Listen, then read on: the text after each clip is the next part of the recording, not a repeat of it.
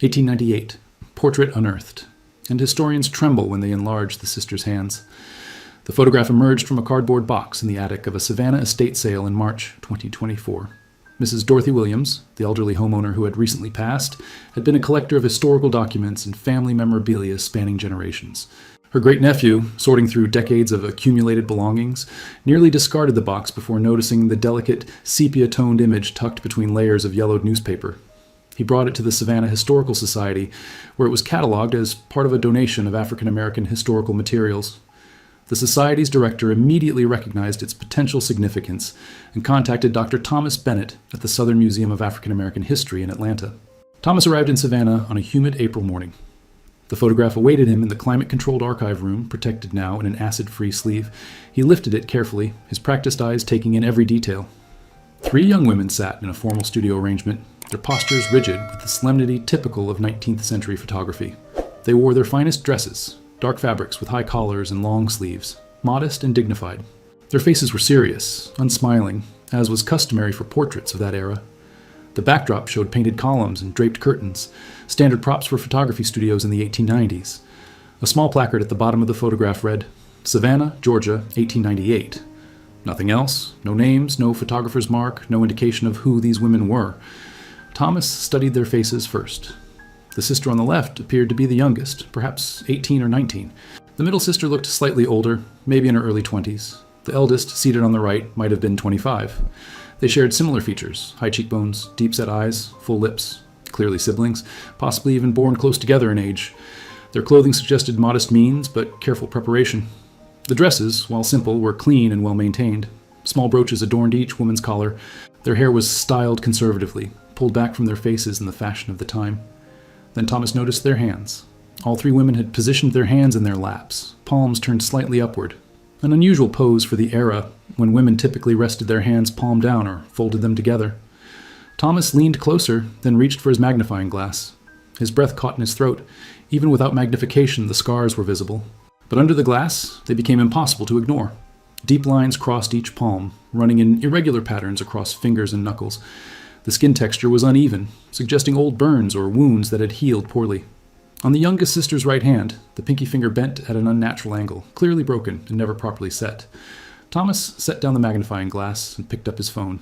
His hands trembled slightly as he photographed the image, zooming in on each woman's hands in turn. He had examined thousands of historical photographs in his 15-year career. He had seen evidence of hardship, poverty, and suffering preserved in countless images. But never had he seen anything quite like this. These women had deliberately displayed their scars. They had chosen to position their hands in a way that made the damage visible, impossible to miss. This was intentional. This meant something. Thomas returned to Atlanta that evening, the photograph carefully packed in his briefcase. He barely slept, his mind racing through possibilities. By dawn, he was in his office at the museum, the image already uploaded to his computer and displayed across 2 monitors.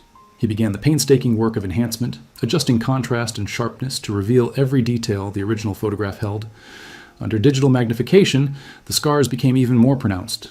The youngest sister's hands showed what appeared to be rope burns around both wrists, old injuries that had left permanent darkening of the skin. The middle sister had a pattern of small circular scars across her palms. Burns, perhaps, from hot metal or coals. The eldest sister's hands were the most severely damaged. Multiple fingers showed signs of breaks, and a long, deep scar ran from her left thumb across her palm to her wrist. Thomas pulled up his database of plantation records, focusing on rice plantations in coastal Georgia. Rice cultivation in the antebellum South had been among the most brutal forms of slave labor, surpassing even cotton production in its mortality rates. The work required constant immersion in flooded fields, exposure to disease-carrying mosquitoes, and backbreaking labor under the scorching sun. Injuries were common, cuts from sharp rice stalks, infections from contaminated water, breaks and sprains from heavy lifting. He cross-referenced the 1898 date with emancipation records. If these women had been enslaved, they would have been freed in 1865 with the end of the Civil War. That meant they could have been born into slavery, worked in the fields as children and young women, and survived to see freedom. By 1898, they would have been in their late 20s to early 30s, roughly matching the apparent ages in the photograph. Thomas contacted the Savannah Historical Society and requested any documentation that had accompanied the photograph. 2 days later, he received a scanned package of materials, a brittle envelope containing 3 folded letters, a small leather-bound journal, and a handwritten note on the back of the photograph itself. The note, written in careful script, read, Clara, Ruth, and Josephine, daughters of Rebecca, rice workers, Oakhurst Plantation, 1852-1865, free women, Savannah, Georgia, 1898. This portrait commissioned to remember what must never be forgotten. Thomas felt electricity run through him. Names, a plantation, a purpose. The photograph wasn't just a portrait, it was a memorial, a testimony, a deliberate act of historical documentation. He immediately began researching Oakhurst Plantation. Census records from 1860 listed it as one of the largest rice operations in Liberty County, Georgia, with over 300 enslaved people working its fields. The plantation had been owned by the Ashford family, wealthy planters who had built their fortune on rice exports to Europe and the Caribbean. Among the plantation records preserved at the Georgia Historical Society, Thomas found slave inventories, dehumanizing lists of human beings categorized by age, gender, and assigned value. He scrolled through the 1860 inventory, his stomach tightening with each entry until he found them. Rebecca, female, age 28, field hand, rice cultivation. Value, $800. Below her name, 3 more entries. Clara, female, age 8, child of Rebecca, field hand. Value, $400. Ruth, female, age 6, child of Rebecca, field hand. Value, $350. Josephine, female, age 4, child of Rebecca, field hand. Value, $300. Children. They had been children working in the rice fields. 8 years old, 6 years old, 4 years old. Thomas closed his eyes, trying to control the wave of grief and rage that swept through him. The 3 letters that had accompanied the photograph were written in the same careful handwriting as the note on the back. Thomas arranged to examine the originals at the Savannah Historical Society's archive. He traveled back to Savannah, this time bringing Patricia, his colleague and the museum's specialist in 19th century African American correspondence. They sat together in the archive's reading room, white cotton gloves protecting their hands, as they carefully unfolded the first letter.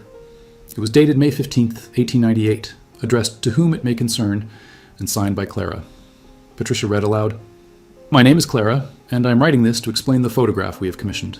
My sisters Ruth and Josephine and I are free women now, but we were not born free. We were born into bondage on Oakhurst Plantation in Liberty County, and we worked in the rice fields from the time we could walk until Union soldiers came and told us we were free. I was 13 years old when freedom came. Ruth was 11, Josephine was 9. The letter continued. Our mother, Rebecca, died in the fields when I was 10 years old. She collapsed during harvest season, and the overseer would not let anyone help her until the day's work was finished. By then, it was too late. They buried her in the plantation cemetery with no marker, no name, nothing to show she had ever lived. I remember her hands most of all. They looked like ours do now, scarred and broken from the work, from the punishments, from the rice." Thomas and Patricia exchanged glances. The quiet horror of the words settled over them like a physical weight. Clara's letter went on to describe the work in detail. Children as young as 4 were assigned tasks in the rice fields, pulling weeds, scaring birds away from seedlings, carrying water to the adult workers. As they grew older, the work intensified. By age 8, they were expected to work alongside adults, bending in the flooded fields for 12 to 14 hours a day during planting and harvest seasons. The water was never clean, Clara wrote. Cuts and scratches would fester and infect within days. I saw girls lose fingers to infection, saw boys develop fevers that never broke. The overseer carried a whip and used it freely. My first scar came when I was 6 years old. I had moved too slowly, and he struck my hand with a cane. The bone broke but was never set properly. That is why my smallest finger bends the way it does. The second letter, written by Ruth, described the specific injuries each sister had sustained. Ruth's circular scars came from a punishment when she was 9 years old. She had tried to save a small portion of her food ration to give to a younger child who was starving. When discovered, the overseer had heated metal discs and pressed them against her palms as punishment and warning to others. I screamed until I had no voice left, Ruth wrote. But I would do it again. The child lived. Her name was Sarah, and she survived to see freedom. That is worth any scar. Josephine's letter, the third and longest, explained why they had chosen to have the photograph taken with their hands positioned as they were. We know that some people want to forget what slavery was truly like. They speak of kind masters and happy workers, of plantations as grand estates where everyone had their place. These are lies. We have our hands as proof. Every scar tells a truth that words can be twisted to deny. So we had this photograph made, and we positioned our hands so the scars would show clearly. Let anyone who sees this image know what slavery cost us. Let them see the price we paid for the freedom we now claim. Thomas obtained permission to access the complete Oakhurst Plantation records, housed in multiple archives across Georgia. The Ashford family papers were split between the University of Georgia's special collections and the Georgia Historical Society. He spent 2 weeks traveling between Athens and Savannah, photographing documents and taking meticulous notes. The plantation ledgers were coldly detailed, recording every aspect of the operation with business-like precision. Production numbers, profit margins, expenses for equipment and supplies, and interspersed throughout, casual notations about human suffering that made Thomas's hands shake as he read them. An entry from August 1858. Rebecca's daughter Clara, disobedient during harvest. Corrected with 10 lashes. Production resumed. Clara would have been 6 years old. Another from September 1861. 3 field hands lost to fever this week. Rebecca remains productive despite illness, her children adequate workers for their ages. Their mother had been sick, possibly dying, and the only concern documented was whether she could still work. The overseer's diary, preserved in remarkable detail, was even worse. Marcus Pemberton had served as Oakhurst's overseer from 1855 until the plantation's collapse in 1865. His daily entries mixed mundane observations about weather and crops with brutal accounts of punishments, accidents, and deaths. June 14, 1862. Ruth attempted to steal food from the kitchen house, administered correction to ensure compliance. These children must learn discipline early or they become unmanageable. Thomas found medical records kept by the plantation's doctor, who visited quarterly to assess the health of the enslaved workforce, not out of compassion, but to protect the financial investment each person represented. An entry from 1863 described treating Josephine for a severe infection in her right hand, the result of a cut from a rice sickle that had gone untreated for a week. The doctor noted that amputation might become necessary if the infection spread further. Somehow, Josephine had survived with her hand intact, though Thomas could see in the photograph the permanent damage that infection had left. He discovered lists of punishments categorized by offense. Slowness in work, 5 lashes. Speaking without permission, 10 lashes. Attempting to learn reading, 20 lashes. Attempting escape, 50 lashes, or sale. Children received the same punishments as adults, though sometimes the number of lashes was reduced for those under 10 years old. The records also revealed the plantation's productivity expectations. Each adult worker was expected to maintain 1 acre of rice fields, a task that required constant labor from sunrise to well past sunset during planting and harvest seasons. Children were expected to contribute proportionally to their age and size. Failure to meet quotas resulted in reduced food rations, physical punishment, or both. Thomas found evidence of the sister's mother, Rebecca, throughout the records. She appeared frequently in productivity reports as one of the plantation's most efficient workers, a designation that likely meant she worked herself beyond exhaustion to protect her daughters from punishment. An entry from 1860 noted that Rebecca had requested permission for her daughters to work alongside her, rather than in separate field sections. The request was denied. The overseer's note explained, keeping families together reduces overall productivity. Children work harder when separated from parents. The letters had mentioned that the sisters had descendants, people who might still carry their story. Thomas began the painstaking process of tracing their bloodlines forward through 126 years of history. He started with Savannah City directories, census records, and church registries from the late 19th and early 20th centuries. Clara had married in 1901 to a man named William, a carpenter who had also been born into slavery. They had 4 children, all born in Savannah between 1902 and 1910. Thomas traced the family through subsequent censuses, following them as they moved from Savannah to Atlanta during the Great Migration of the 1920s. Clara had died in 1936 at age 74. Ruth had never married, but she had adopted 2 children orphaned by the 1918 influenza epidemic. She had worked as a seamstress and later as a teacher at a school for African American children. She died in 1941, also in Atlanta at age 79. Josephine had married twice. Her first husband died in a workplace accident in 1905. She remarried in 1988 and had 3 children. She had worked as a midwife, delivering hundreds of babies in Savannah's African American community over a 40-year career. She died in 1948 at age 86, the last surviving sister. Through genealogical databases and marriage records, Thomas traced the sisters' descendants forward. He found dozens of them scattered across the United States: Atlanta, Chicago, New York, Los Angeles, Houston. Many had achieved remarkable success: teachers, doctors, lawyers, business owners, artists, all of them living lives of freedom and opportunity that their ancestors had been denied. Thomas began making contact. His first call went to Atlanta, to a woman named Dr. Grace Williams, a retired physician who was Clara's great-great-granddaughter. When Thomas explained who he was and what he had found, Grace was silent for a long moment. "I've heard stories," she finally said. "My grandmother used to talk about her grandmother Clara. She said Clara had scars on her hands and would sometimes show them to the children, telling them to remember what freedom had cost. But we never knew there was a photograph." "There is," Thomas confirmed. "And there are letters. Your ancestor wanted this story preserved. She wanted people to know." Grace agreed to meet him the following week. When she arrived at the museum, Thomas had the photograph displayed on a large monitor, the image enhanced to show every detail. Grace stood before it for several minutes without speaking, her hand pressed to her mouth, tears streaming down her face. "That's her," she whispered. "That's Clara. I can see my grandmother in her face. I can see myself." She looked at the scarred hands, now impossibly clear on the screen. They survived all of that. They survived and built families and lives. We exist because they refused to be broken. Thomas showed her the letters. Grace read them slowly, carefully, occasionally stopping to wipe her eyes. When she finished, she looked up at him. "What are you going to do with this?"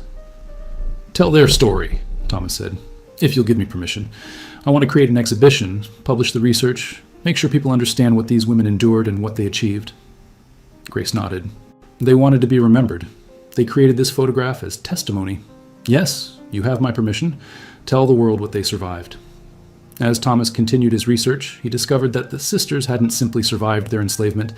They had spent their lives fighting to ensure others understood what slavery had truly been. In the decades following the photograph, all three had become active in their communities, speaking publicly about their experiences during a time when many former slaves chose to remain silent about their suffering. He found newspaper articles from the early 1900s documenting their activism. A piece from the Savannah Tribune in 1903 described a speech Clara had given at the First African Baptist Church. Miss Clara spoke with quiet dignity about her years in bondage, the article reported. She showed her hands to the congregation, the scars still visible after nearly 40 years of freedom, and spoke of the brutal conditions she and her sisters endured as children in the rice fields. Her testimony moved many to tears and strengthened the resolve of all present to ensure such horrors never return. Ruth had worked with the National Association of Colored Women, an organization founded in 1896 to advocate for African American women's rights and social reform. In archived correspondence between Ruth and the organization's leadership, Thomas found letters where Ruth described using the photograph as an educational tool. "I carry the portrait with me when I speak," she wrote in 1905. "When people question whether slavery was truly as terrible as we claim, when they suggest that perhaps some masters were kind and some slaves were content, I show them our hands. I let the scars speak when words fail to convince." Josephine had focused her activism on education and healthcare in African American communities. As a midwife, she had delivered hundreds of babies and cared for countless mothers, many of them daughters and granddaughters of formerly enslaved people. In a diary entry from 1915, preserved by her descendants, she wrote, "Every healthy child I bring into this world is a victory over the system that tried to destroy us. Every mother who survives childbirth is proof that we are stronger than they believed. I think of my own mother who died because no one would help her when she collapsed in the field. I became a midwife to honor her memory and to ensure no other mother dies alone and uncared for if I can prevent it." Thomas discovered that the sisters had been part of a broader movement of formerly enslaved people who fought against the revisionist history already taking root in the late 19th and early 20th centuries. The lost cause narrative, which romanticized the antebellum South and minimized the brutality of slavery, was gaining traction in popular culture and academic circles. Against this whitewashing of history, survivors like the sisters insisted on telling the truth. He found records of their participation in oral history projects, including interviews conducted by researchers in the 1920s and 1930s as part of early efforts to document the experiences of formerly enslaved people. In a 1928 interview, Clara, then 76 years old, was asked if she held any anger toward those who had enslaved her. Her response was measured but firm. "I hold anger toward the system that made it possible. I hold anger toward those who now deny what that system was. My hands bear witness. My sister's hands bear witness. We cannot and will not allow the truth to be forgotten, no matter how uncomfortable it makes people." Thomas became curious about who had taken the photograph and why the sisters had chosen that particular photographer. Research into Savannah's photography studios in 1898 led him to discover that the image had been taken by a man named Isaiah Crawford, one of the few African-American photographers operating in Georgia at that time. Crawford's story was remarkable in its own right. Born into slavery in 1845, he had learned photography as an apprentice after the Civil War and had opened his own studio in Savannah in 1888. His business served primarily African-American clients, offering them dignified portraiture at a time when many white-owned studios refused to photograph black customers or subjected them to demeaning treatment. Thomas located Crawford's business records and correspondence at the Savannah Historical Society. Among them was a ledger entry for the sisters' photograph, dated April 1898. Next to the entry, Crawford had written, "Portrait of 3 sisters, survivors. No charge. This is sacred work." In a letter Crawford had written to a fellow photographer in 1899, he explained his philosophy. I believe photography has the power to preserve truth in ways that words cannot. When I photograph our people, I am creating evidence of our dignity, our humanity, our survival. The sisters who came to my studio last year wished to document their scars. Some might have refused such a request, thinking it improper or disturbing. But I understood immediately what they were doing. They were creating testimony. They were ensuring that future generations would have undeniable proof of what slavery truly cost. I was honored to be part of that active witness. Crawford had been particular about how the photograph was taken. According to his technical notes, he had used specific lighting to ensure the scars on the sisters' hands would be clearly visible. He had positioned them carefully, suggesting the hand placement that would make the damage most apparent while maintaining the formal dignity of a portrait. He had taken multiple exposures to ensure at least one would capture every detail with perfect clarity. Thomas found more of Crawford's work in various archives, hundreds of portraits of African American families, individuals, and community leaders from the 1890s through the 1920s. Many showed deliberate choices to document aspects of black life that white photographers ignored or misrepresented. Crawford photographed churches, schools, businesses, and social organizations. He photographed workers, professionals, children, and elders. He created a visual record of a community's resilience and achievement in the face of ongoing oppression. But the sisters' portrait held a special place in his archive. In a note attached to his personal copy of the image, Crawford wrote, "This is perhaps the most important photograph I will ever take. These women trusted me to help them tell a truth that must never be forgotten. I pray this image survives long after we are all gone, and that it continues to testify to what they endured and overcame." As Thomas prepared his research for publication and exhibition, he recognized the need to contextualize the sisters' story within the broader historical landscape of post-emancipation America. The photograph had been taken in 1898, a year that marked a particularly dark period in the history of race relations in the South. The Reconstruction era, which had offered brief hope for genuine equality and justice, had been systematically dismantled. By 1898, Jim Crow laws had solidified across the South, creating a rigid system of racial segregation and disenfranchisement. The Supreme Court's 1896 Plessy v. Ferguson decision had legitimized separate but equal doctrine, giving legal sanction to discrimination. Lynching was at its peak, with hundreds of African Americans murdered by white mobs each year, often with the complicity of local authorities. In this context, the sisters' decision to commission a photograph that documented their suffering under slavery was not just personal testimony, it was political resistance. At a time when white supremacist narratives were being enshrined in law and culture, when the lost cause mythology was rewriting the history of the Civil War and slavery, three women chose to create undeniable visual evidence of the truth. Thomas found parallels between the sisters' photograph and other forms of documentation created by African Americans during this period.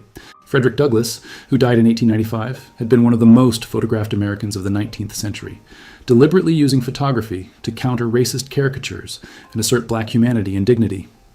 Ida B. Wells had used photography in her anti-lynching campaigns, documenting both the victims of racial violence and the thriving black communities that contradicted racist stereotypes.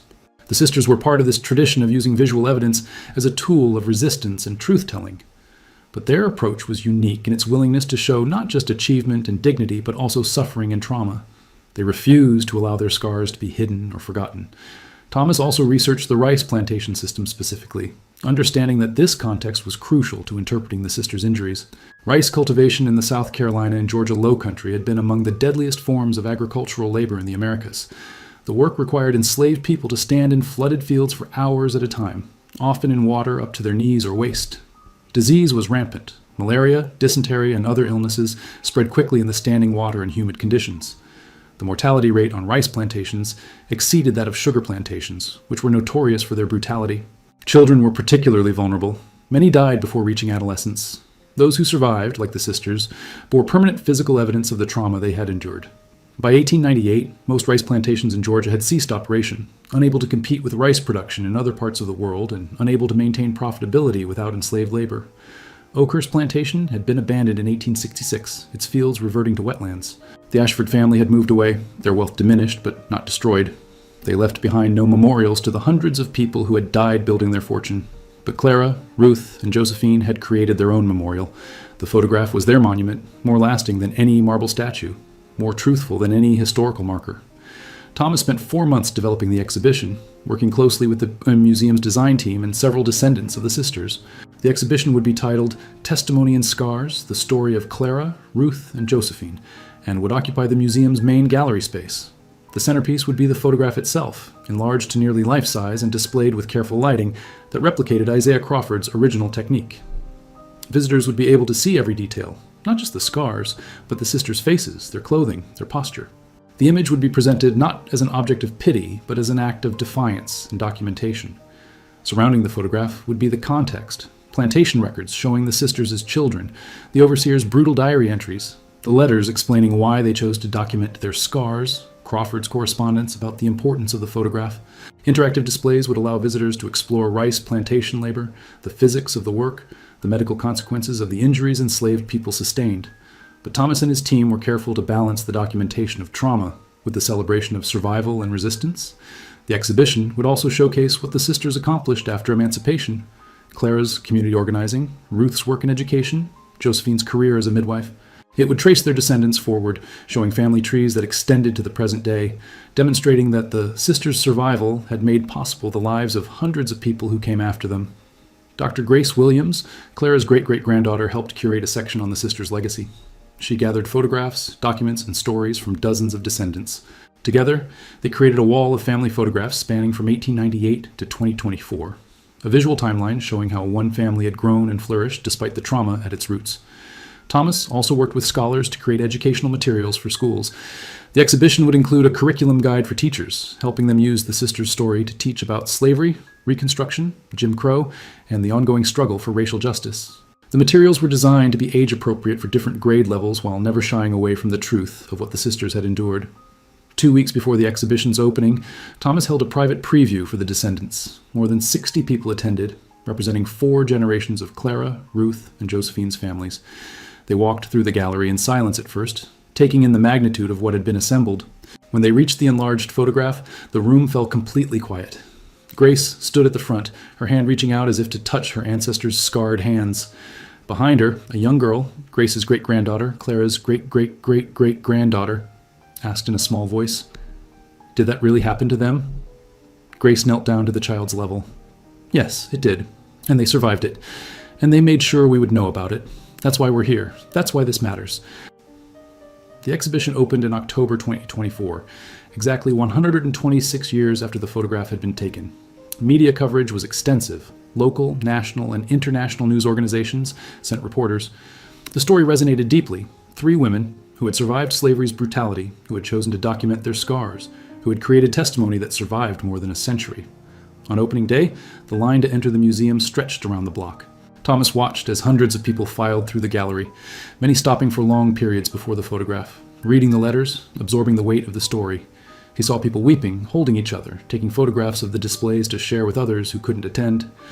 A group of high school students from a nearby school came on a field trip. Their teacher had them stand before the photograph and asked them what they noticed. One student pointed to Ruth's circular scars. "Those are burn marks," she said quietly. "Someone did that to her on purpose. She was just a kid." The recognition of that fact, that these were children who had been tortured, visibly affected the entire group. The exhibition sparked conversations far beyond the museum walls. Historians began re-examining other photographs from the post-emancipation period, looking for similar examples of deliberate documentation of slavery's physical and psychological toll. Several other photographs were identified where formerly enslaved people had chosen to display scars, missing limbs, or other evidence of the violence they had survived. Academic conferences were organized around the photograph and what it revealed about resistance, testimony, and historical memory. Papers were written analyzing the sisters' activism, Crawford's role as photographer-documentarian, and the ways visual evidence can challenge historical narratives that seek to minimize or deny past atrocities. But perhaps the most significant impact was on the descendants themselves. The exhibition became a gathering point for the extended family. Cousins who had never met discovered each other. Family reunions were organized. Genealogical research expanded, tracing even more branches of the family tree. Grace Williams worked with other descendants to establish a foundation in the sisters' names, focused on education about slavery's legacy and support for survivors of trauma and violence. "Our ancestors turned their pain into testimony," she explained at the foundation's launch. "We're turning their testimony into action." 6 months after the exhibition opened, Thomas received a letter from a woman in South Carolina. She had seen news coverage of the exhibition and recognized something in the photograph. Her own family history included stories of ancestors who had worked on rice plantations. She had photographs too, including one from 1902 that showed her great-great-grandmother's hands, similarly scarred. "I never understood what the scars meant," she wrote, My family never talked about it, but now I know. Now I understand what she survived. Thank you for helping me see my ancestor truly for the first time." Thomas stood in the gallery one evening after closing, alone with the photograph. He thought about the journey it had taken, from Isaiah Crawford's Savannah studio in 1898, through more than a century of storage in attics and boxes, to this moment of recognition and honor. He thought about Clara, Ruth, and Josephine making the deliberate choice to document their trauma so that future generations would know the truth. The photograph had succeeded in its purpose. It had testified, it had survived, and it continued to speak 126 years after it was created, with a clarity and power that words alone could never achieve. The sisters' hands, scarred and broken by slavery, had become a bridge across time, connecting past suffering to present understanding, individual trauma to collective memory, and three women's courage to countless people's awakening. Their scars had become testimony. Their testimony had become history, and their history would never be forgotten.